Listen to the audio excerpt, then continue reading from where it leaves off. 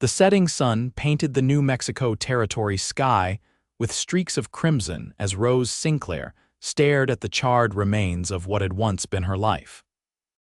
The fire that had claimed her husband Thomas 3 months ago had left nothing but ashes and bitter memories in the small homestead outside Steins Pass. At 32, Rose was now a widow with nowhere to go and nothing to her name except the clothes on her back and a locket containing a faded photograph of her late husband. "Madam, you can't stay here," the town's sheriff had told her earlier that day. "The bank's foreclosing on the property come Friday. I'm mighty sorry." Rose pulled her worn shawl tighter around her shoulders against the cooling evening air of 1878. 3 years they had spent building this place, and now it was gone along with any sense of belonging she had ever felt in this harsh land. The sound of approaching hoofbeats drew her attention. Rose turned to see a tall man atop a chestnut stallion making his way toward what remained of her home. As he drew closer, she recognized him as Jake Weston, one of the cowboys from the nearby Double Cross Ranch. She had seen him in town occasionally, but had never exchanged more than a polite nod. "Mrs. Sinclair," he called out as he dismounted, his voice deep and respectful. "Sheriff Barnes mentioned you might need some assistance." Rose lifted her chin, pride the only possession she had left. "I appreciate the concern, Mr. Weston, but I'm managing just fine." Jake's weathered face softened as he surveyed the devastation around them. At 35, his face bore the lines of a man who had spent his life under the harsh western sun. His eyes, however, held a gentleness that contrasted with his rugged appearance. "No one should have to face this alone, madam," he said, removing his hat and holding it against his chest. "Mr. Patterson at the general store asked me to tell you there's a room above his shop. It's yours if you want it, at least until you decide your next move." Rose turned away, blinking back tears. "And then what? I've lost everything, Mr. Weston, my husband, my home." Her voice broke. "I don't belong anywhere anymore." Jake stepped closer, his spurs jingling softly in the twilight. "Then belong here with me," he said, the words leaving his mouth before he could consider their implications. "I mean at the Double Cross. Mr. Hollister's looking for someone to cook for the hands and his wife's been ailing. The pay's fair and you'd have a roof over your head." Rose studied him with suspicion. Offers that seemed too good to be true usually were in her experience. "Why would you care what happens to me?" "Your husband was a good man," Jake said simply.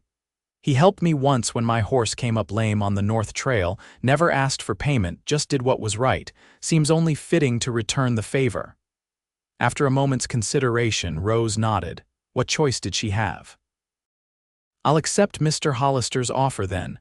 When should I be ready?" "I can come for you tomorrow morning first light." As Jake mounted his horse to leave, Rose called after him. "Mr. Weston," he turned in his saddle. "Yes, madam, thank you," she said, the words barely audible. Jake tipped his hat. Just being neighborly, Mrs. Sinclair. Nothing more. But as he rode away, both knew it felt like something more, the first tentative threads of connection in a world where survival often depended on keeping one's distance. The next morning, Rose was ready before dawn, her meager possessions packed in a single carpet bag. She had spent the night in the room above Patterson's general store, tossing and turning as she wondered if she was making the right decision. The Double Cross Ranch was well respected in the territory, but the life of a ranch cook would be demanding, especially for a woman who had grown up in St. Louis society before following her husband west. Jake arrived promptly as promised, leading a gentle mare for Rose to ride. "Morning, Mrs. Sinclair," he greeted her, his hat pulled low against the early morning sun. "Sleep well." "Well enough," Rose lied, accepting his help onto the mare. "How far is the ranch?" "About 3 hours' ride," Jake replied, mounting his own horse. "We should be there by mid-morning if we keep a steady pace." As they rode out of Steins Pass, Rose couldn't help looking back at the small settlement that had been the closest thing to home for the past 3 years. The town was just beginning to stir, smoke rising from chimneys as people prepared for the day ahead. It'll still be here if you ever want to come back, Jake said quietly, noticing her backward glance. There's nothing left for me there, Rose replied, facing forward with determination. Only ghosts. They rode in companionable silence for the most part, Jake occasionally pointing out landmarks or sharing brief stories about the territory. Rose found herself appreciating his lack of pressure to make conversation. Thomas had been the same way, understanding that sometimes silence was a comfort rather than a burden. The Double Cross Ranch sprawled across a verdant valley, surprising in its lushness compared to the arid terrain they had traversed. A creek ran through the property, and cattle grazed on the surrounding hills. The main house was larger than Rose had expected, built of sturdy logs with a wide porch wrapping around it. Several cowboys paused in their work to watch as Jake led Rose to the house. She could feel their curious eyes on her and straightened her spine, determined not to appear as vulnerable as she felt. Frank Hollister, the ranch owner, met them on the porch. He was a barrel-chested man in his 50s with a salt and pepper beard and keen eyes that missed nothing. Mrs. Sinclair, he greeted her, extending a calloused hand. Jake tells me you're in need of employment and a place to stay. Yes, sir, Rose replied, shaking his hand firmly. I'm grateful for the opportunity. My wife's been doing the cooking, but her health's been poor lately, too much for her now. Frank gestured toward the house. We've got a small room off the kitchen you can use. It's not fancy, but it's private. That's more than generous, Rose said. When would you like me to start? Frank chuckled. No time like the present. The men will be expecting dinner in about 6 hours, and they're not a patient bunch when it comes to their food. Rose nodded, a flutter of nervousness in her stomach. She had cooked for herself and Thomas, but preparing meals for a dozen hungry cowboys was another matter entirely. As if sensing her apprehension, Jake spoke up. Mrs. Hollister can show you the ropes today, madam. She's been wanting to train someone for a while now. Frank nodded. That's right, Clara will be pleased to have the help. He turned back to Jake. Weston, I need you and the boys to move that herd from the south pasture before the storm hits tomorrow. Yes, sir, Jake replied, then tipped his hat to Rose. You'll do fine, Mrs. Sinclair. As he walked away, Rose felt a momentary panic at being left alone in these unfamiliar surroundings. But she quickly chastised herself for the feeling. She was a grown woman, not a child, and this was her chance at a new beginning. Clara Hollister proved to be a gentle teacher, showing Rose around the large kitchen and explaining the daily routine. Despite her obvious fatigue, Clara's eyes sparkled with intelligence and kindness. The boys aren't particular about fancy cooking, Clara explained as she showed Rose the pantry stocked with flour, beans, and other staples. But they do appreciate a hot meal after a long day's work. By evening, Rose had prepared her first meal for the ranch hands, a hearty beef stew with biscuits and apple pie for dessert. She stood nervously by the stove as the men filed in, their faces dusty and tired from the day's labor. Jake entered last, hanging his hat on a peg by the door. His eyes met Rose's briefly, and he gave her an encouraging nod before taking his place at the long table. To Rose's relief, the meal was well received. The men were respectful, if curious, about her presence, and several complimented her cooking. As she moved around the table refilling coffee cups, she began to feel a small sense of accomplishment. This was something she could do, a way to be useful again. Later, as she washed the last of the dishes, Jake appeared in the doorway. The men were impressed, he said, leaning against the doorframe. Old Pete said it's the best stew he's had since leaving his mama's house in Tennessee. Rose couldn't help but smile. High praise indeed. You've made a good start, Jake said. How are you finding your room? It's comfortable, Rose replied. Mrs. Hollister has been very kind. Jake nodded, seeming hesitant to leave. If you need anything. I'll be fine, Mr. Weston, Rose assured him. But thank you for your concern. After he left, Rose finished her chores and retired to her small room. It was simple but clean, with a narrow bed, a washstand, and a small window that looked out toward the distant mountains. As she prepared for sleep, Rose realized that for the first time since Thomas's death, she had gone hours without feeling the crushing weight of grief. It wasn't happiness, not yet, but perhaps it was the beginning of something like peace. The next few weeks fell into a rhythm. Rose rose before dawn to prepare breakfast for the ranch hands, spent the mornings baking and planning the day's meals, served lunch to those who came in from the fields, and then prepared an evening meal for all. The work was exhausting but satisfying, giving her little time to dwell on her losses. Clara Hollister's health improved somewhat with Rose taking over the cooking duties, and the two women developed a friendship. Clara shared stories of her 30 years on the ranch, including the early hardships when she and Frank had first claimed the land. "It wasn't easy," Clara confided one afternoon as they shelled peas on the porch. "There were times I wanted to give up, go back east to my family, but Frank would say, 'Clara, this land is ours now, we belong here,' and eventually I came to believe it too." Rose was quiet for a moment. "I'm not sure I'll ever feel that way again. Thomas was my home more than any place." Clara patted her hand. "The heart has more room than we give it credit for, dear, more room for love, for belonging." Rose noticed that Jake often found reasons to be around the main house, checking in with Mr. Hollister, bringing in firewood for the kitchen, or offering to fix things that needed repair. He was always respectful, never presumptuous, but Rose caught him watching her when he thought she wasn't looking. One evening, as Rose hung laundry in the yard, Jake approached leading his horse. "Evening, Mrs. Sinclair," he greeted her. "That was a fine supper tonight." "Thank you, Mr. Weston," Rose replied, pinning a sheet to the line. "Though I suspect you'd say that even if I served you leather and rocks." Jake laughed, a warm sound that Rose realized she had come to anticipate. "I'm many things, madam, but not a liar." "Your cooking's brought new life to this place." Rose felt a flush of pleasure at the compliment. "It's good to be useful again." Jake shifted his weight, seeming uncharacteristically nervous. "Mrs. Sinclair, Rose, if I may, I was wondering if you might like to ride out with me on Sunday afternoon. There's a spot up in the hills I thought you might enjoy seeing. The wildflowers are blooming now." The invitation caught Rose by surprise. She hadn't considered such an outing, hadn't thought of anything beyond surviving each day. "It's just a ride," Jake added quickly, misinterpreting her silence. "Nothing improper." "I know that," Rose said. "You've been nothing but a gentleman, Mr. Weston." "Jake," he corrected gently. "After all, we've been sharing meals for near a month now." Rose nodded. "Jake, then." She hesitated, then made her decision. "Sunday would be lovely, thank you."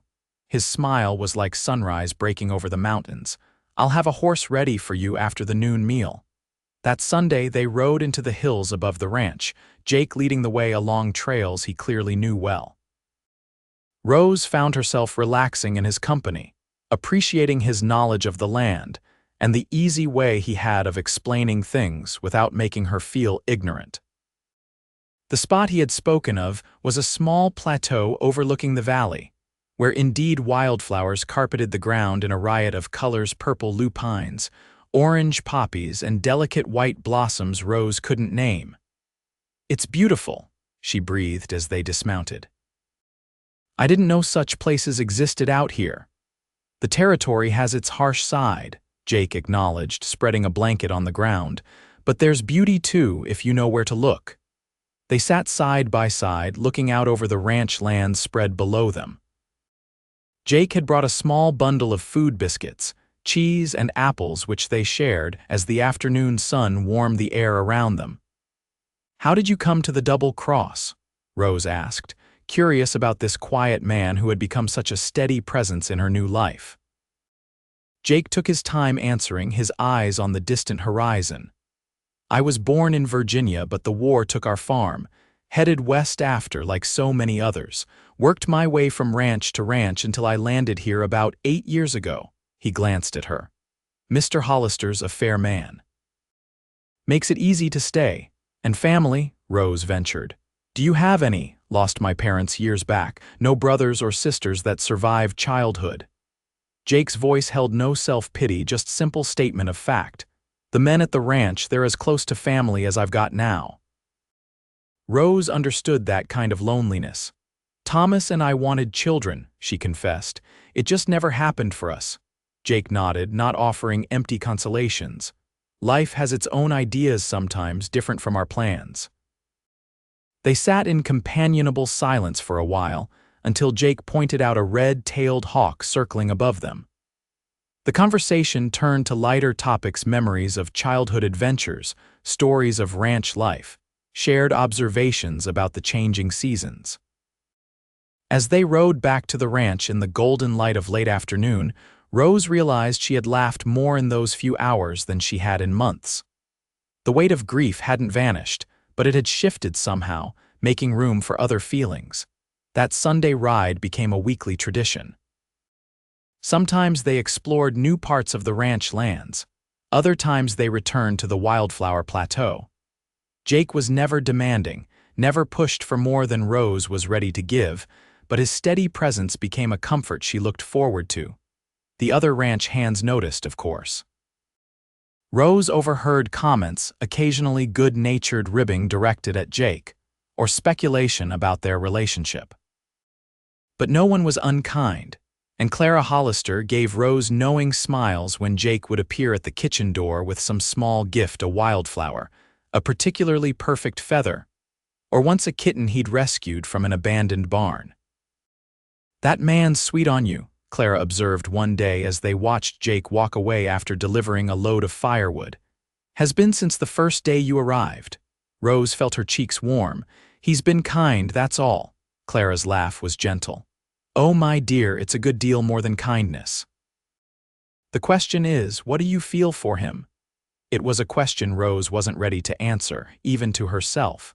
Thomas had been gone only 5 months. The idea of caring for another man seemed like a betrayal of his memory.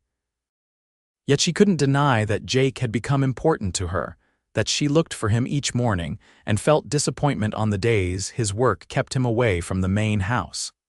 The situation came to a head in early autumn, when a band of cattle rustlers struck the double cross. The men rode out to recover the stolen herd, Jake among them. 2 days passed with no word, and Rose found herself unable to sleep, pacing the kitchen floor as she imagined all manner of terrible outcomes. When the men finally returned, it was with the recovered cattle but also with injuries. 2 of the younger hands had been wounded in the skirmish with the rustlers. And Jake, who had led the charge to protect the younger men, had taken a bullet in his shoulder. Rose was in the kitchen when they carried him in. Her heart seemed to stop at the sight of his pale face, the bloodied shirt, the tight lines of pain around his mouth. "It's not as bad as it looks," Frank Hollister assured her as they laid Jake on the kitchen table. "Doc Sullivan's on his way from town. Jake'll be just fine." But Rose could see the concern in Frank's eyes, heard the worry beneath his reassuring words. As Clara prepared hot water and bandages, Rose moved to Jake's side, taking his hand in hers. His eyes fluttered open. "Rose," he murmured, "you're frowning. Don't like seeing you frown." "Then don't get yourself shot," she replied, trying to keep her voice steady. A ghost of his usual smile touched his lips. "Yes, madam, I'll keep that in mind." The doctor arrived within the hour and extracted the bullet from Jake's shoulder. It was a clean wound, the doctor proclaimed, with no major damage to bone or arteries. With proper care, Jake would make a full recovery. "He'll need rest," Dr. Sullivan told Rose as he packed up his instruments, "and someone to change the dressings and watch for fever." "I'll take care of him," Rose said without hesitation. Jake was moved to a small room off the main house, typically used for guests. For the next several days, Rose divided her time between her cooking duties and tending to Jake. She changed his bandages, coaxed him to eat, and sat beside him reading aloud from one of Clara's books when restlessness made him irritable. On the 3rd night, when fever set in despite the doctor's care, Rose refused to leave Jake's side. She bathed his forehead with cool water, held his hand through the worst of the fever dreams, and whispered reassurances when he called out in confusion. "Don't go," he mumbled once, his hand gripping hers with surprising strength. "Please, Rose." "I'm right here," she promised. I'm not going anywhere. By morning, the fever had broken. Jake opened his eyes to find Rose dozing in a chair beside his bed, her hand still clasping his. He watched her for a long moment, the early light touching her hair with gold before she stirred and realized he was awake. "You stayed," he said, his voice rough from the dry throat the fever had left him with. Rose poured him a glass of water from the pitcher beside the bed. "Of course I stayed." As Jake recovered his strength over the next week, something shifted between them. The careful distance Rose had maintained began to dissolve. She found herself sharing more of her thoughts, her memories of Thomas, her fears about the future. And Jake, in turn, spoke of his own dreams of someday having his own small ranch, a place to put down roots after years of wandering. One evening, as Rose sat mending by his bedside, Jake reached for her hand. "I've been thinking," he said, his voice serious, "about what happens when I'm back on my feet." Rose set her mending aside, suddenly apprehensive. "What about it?" "I've saved some money over the years," Jake continued. "Enough to buy that parcel of land that borders the northeast section of the Double Cross. Mr. Hollister mentioned he might be willing to sell it." "Your own ranch," Rose said, understanding dawning. "Your dream." Jake nodded, his eyes never leaving her face. "It would be a modest start. Just a small cabin at first, some cattle, but with hard work." He paused, seeming to gather his courage. "It would be a good place for two people to build a life together." Rose's heart beat faster. "Jake, I know it hasn't been long since you lost Thomas," he said quickly. "And I would never expect you to forget him, but I care for you, Rose, more than I thought possible to care for anyone." Tears blurred Rose's vision. "I don't know if I can," she whispered. "What if I lose you too? I couldn't bear it again." Jake squeezed her hand. "None of us knows what tomorrow brings, but I'd rather spend whatever days I have with you than play it safe and miss the chance entirely." Rose looked down at their joined hands, at the contrast between his sun-darkened skin and her paler fingers. "I need time to think." "Take all the time you need," Jake assured her. "I'm not going anywhere." The next day, Jake was well enough to move back to the bunkhouse with the other men. Rose threw herself into her work, trying to sort through the tangled emotions Jake's words had stirred in her. She missed their daily conversations, the comfort of his presence. But she needed the space to clear her mind. One evening, about a week after Jake had returned to his duties, Rose walked out to the small family cemetery on a hill behind the main house. Clara had mentioned that she often found peace there, talking to those who had gone before. Though Thomas wasn't buried there, Rose felt a connection to him as she watched the sunset paint the sky in shades of pink and gold. She fingered the locket around her neck, the one containing his picture. "I don't know what to do," she whispered as if Thomas could hear her. "I still love you, I always will, but Jake." She wiped away a tear. "He makes me feel like I could belong somewhere again. Is that a betrayal of what we had?" Only the whisper of the wind through the grass answered her.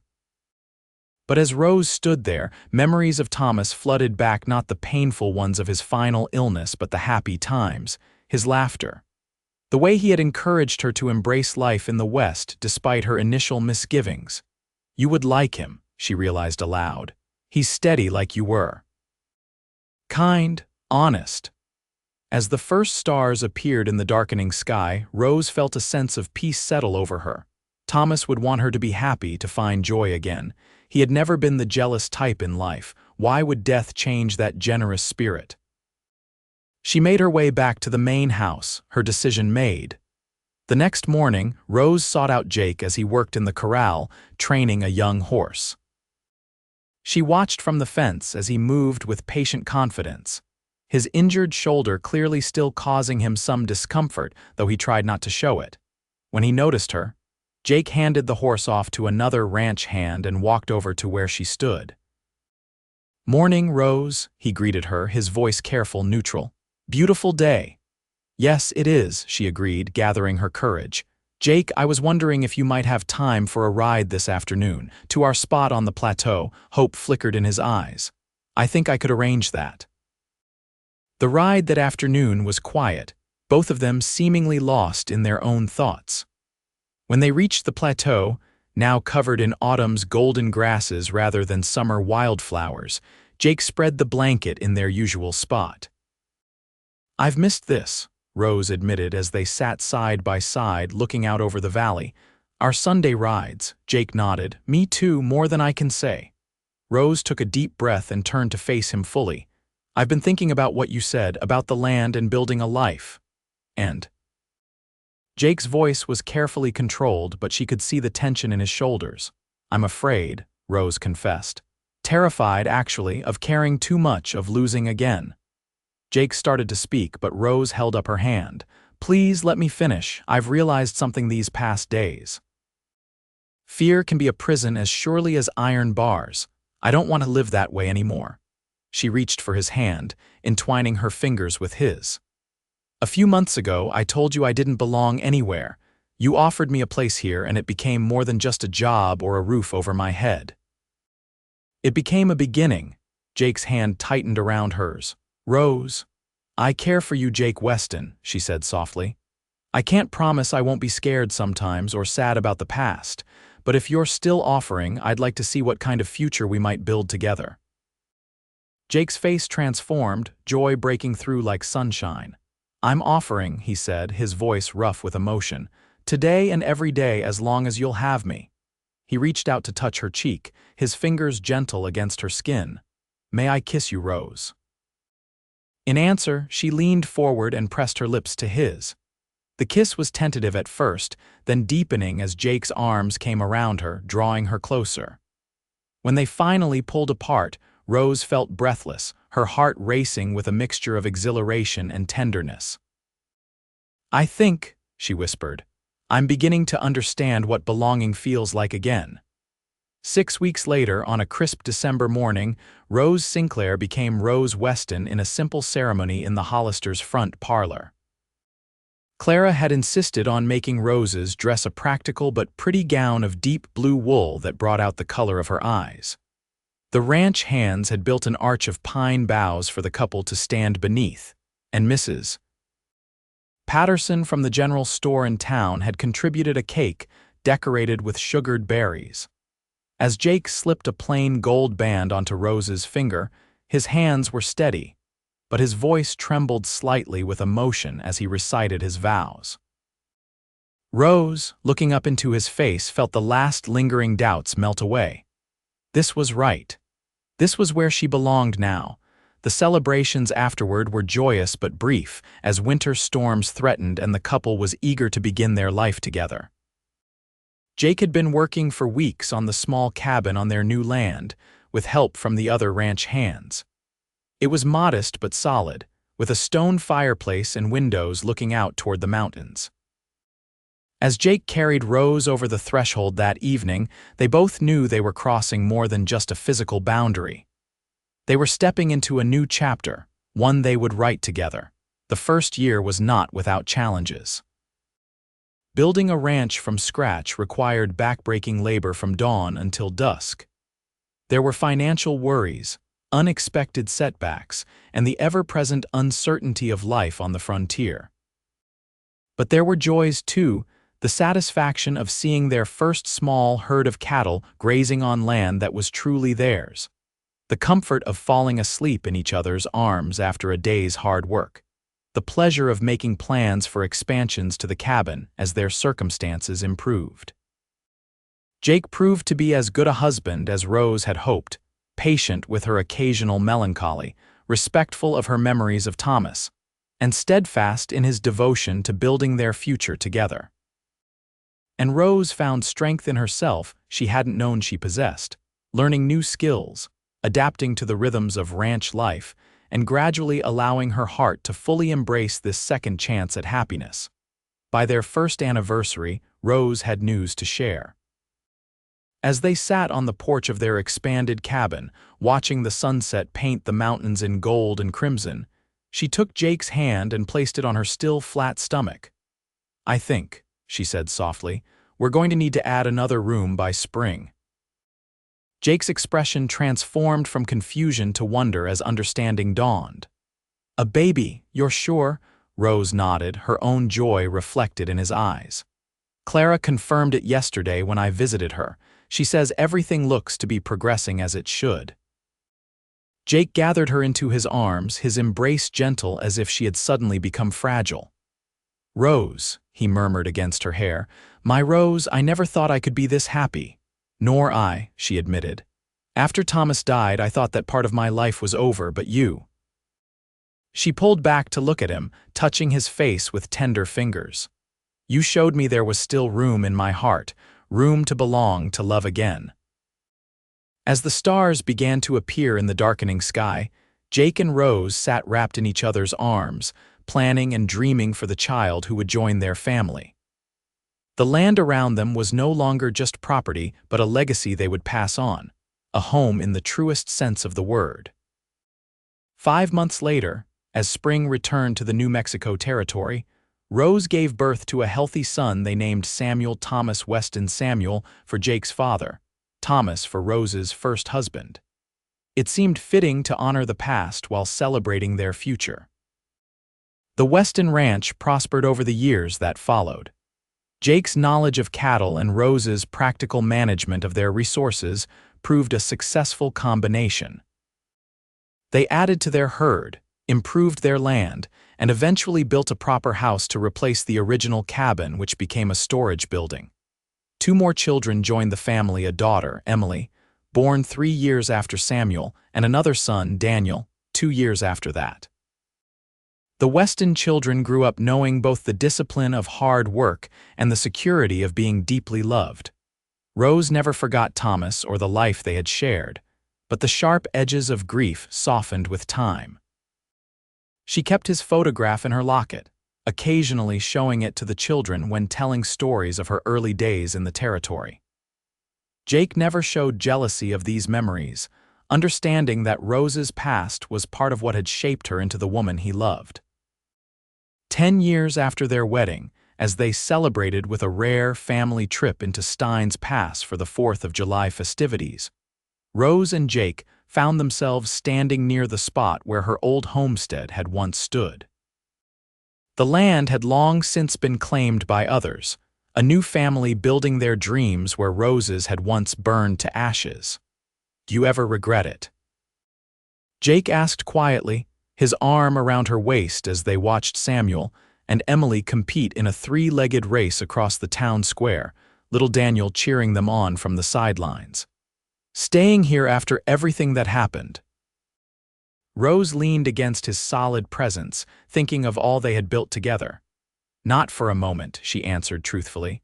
"This is where I belong, with you, with our children. This is home."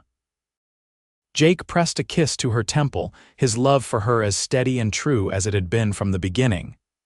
"When you said you didn't belong anywhere," he murmured, "it was the saddest thing I'd ever heard. I'm glad you found your place." Rose turned in his arms, facing the man who had helped her rebuild her life from the ashes of despair. "I didn't just find a place," she corrected gently. "I found my heart again. I found you." As their children raced back to them, faces flushed with excitement and joy, Rose and Jake exchanged a smile that held the depth of their shared journey from lonely strangers to partners, lovers, parents, and above all, each other's home. In a territory known for its harshness, they had created something rare and precious, a place of belonging, not just on the land but in each other's hearts.